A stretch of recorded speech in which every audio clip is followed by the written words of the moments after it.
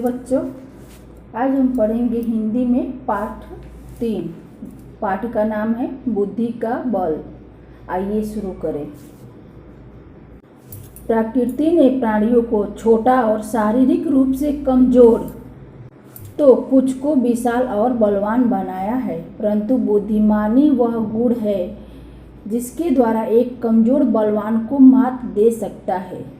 इस कहानी में कुछ ऐसा ही किया गया है। एक छोटे से चिड़े ने, आइए पढ़ते हैं। देखिए उच्चारण अभ्यास, इसे हम बोलकर पढ़ेंगे। बुद्धि, घोंसला, वृक्ष, निश्चित, स्थान, तत्काल। तो बच्चों ध्यान दीजिए, अब हम पढ़ते हैं। किसी जंगल में चिड़िया का एक जोड़ा रहता था। उन्होंने अपना घोंसला वृक्ष की एक डाल पर बनाया।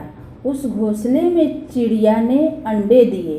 पति पत्नी दिन भर जंगल में दाना चुगने जाते और रात को उस घोंसले में आकर आराम करते थे।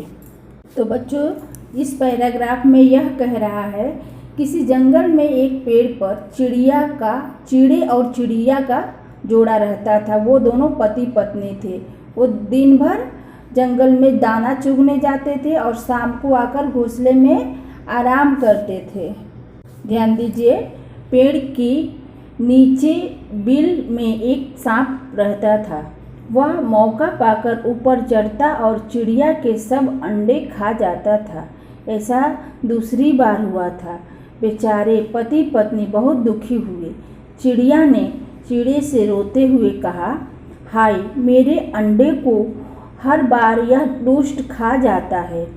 अब कुशल इसी में है कि हम इस पेड़ को छोड़ दें, क्योंकि यह सांप हमें हमेशा कष्ट देता रहेगा।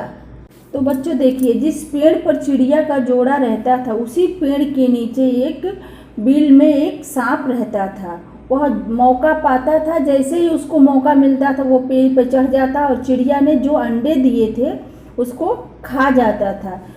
पति पत्नी बहुत दुखी थे। मतलब चिड़िया जो पति पत्नी थे वो बहुत दुखी थे। एक दिन चिड़िया ने रोते हुए किससे कहा? चिड़े से कहा कि हाँ, ये तो मेरा हर बार अंडा खा जाता है। यह दुष्ट हमें अच्छे से नहीं रहने देगा और हमें हमेशा कष्ट ही देता रहेगा। इससे अच्छा है कि हम दूसरे पेड़ पर चले जाएं। चिड़े ने उसे धीरज बांधते हुए कहा, अरे तुम क्यों घबराती हो? हम शरीर से चाहें इस सांप से कमज़ोर हैं, परंतु बुद्धि के बल पर हम इसे मार सकते हैं। मैं आज ही इसको मारने का कुछ उपाय करता हूँ, तुम चिंता मत करो। तो बच्चों, चिड़े ने अपनी पत्नी चिड़िया से क्या कहा? ये कहा कि तुम घबराओ मत। हम शरीर से चाहे जितने ही छोटे हैं, पर बुद्धि से कमज़ोर नहीं हैं। बुद्धि के बल पर इस सांप को मार सकते हैं हम। मैं आज ही इसको मारने का कुछ उपाय सोचता हूँ, तुम चिंता मत करो। ऐसा चिड़े ने चिड़िया से कहा। तो बच्चों चलिए अब हम दूसरा पेज पढ़ते हैं। उस जंगल में कुछ ही दूरी पर एक सुंदर उपवन था। वहाँ एक नदी भी बहती थी।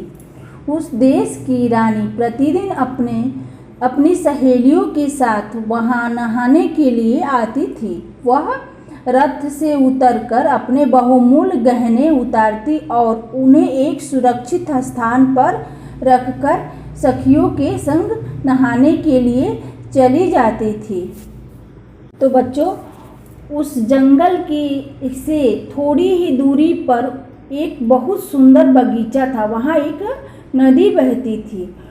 उस देश की जो रानी है वो अपनी सहेलियों के साथ प्रतिदिन रथ पर बैठने के लिए वहाँ आती थी नहाने के लिए, और वो अपने बहुमूल्य मतलब कीमती गहने उतार कर उन्हें एक सुरक्षित स्थान पर रख देती थी और सखियों के संग नदी में नहाने चली जाती थी। चलिए ध्यान दीजिए, अगली सुबह चिड़ा इसी अवसर की ताक में था। उसने रानी के गले का कीमती हार चोंच में दबाया और वहाँ से उड़ चला।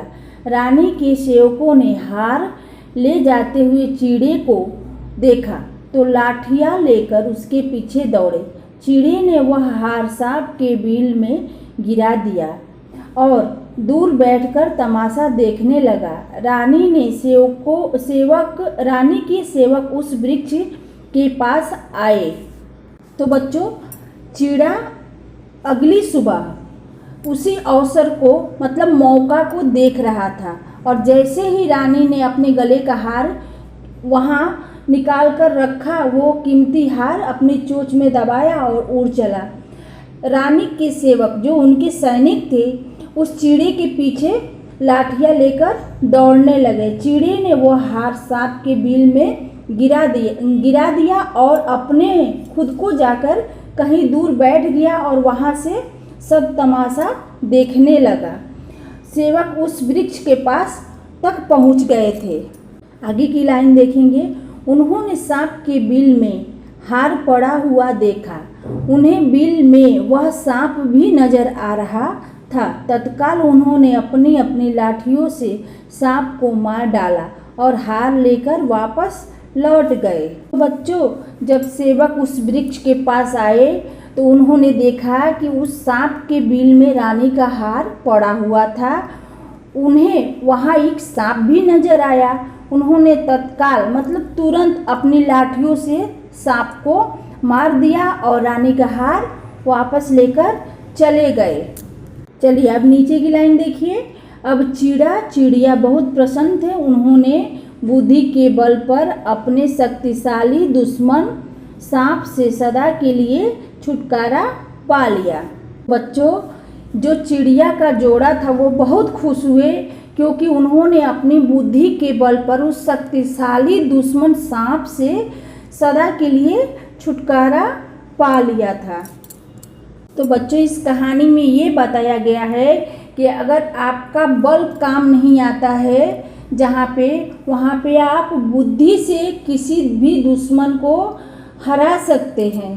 शरीर चाहे कितना ही कमज़ोर हो पर बुद्धि कमज़ोर नहीं होती है।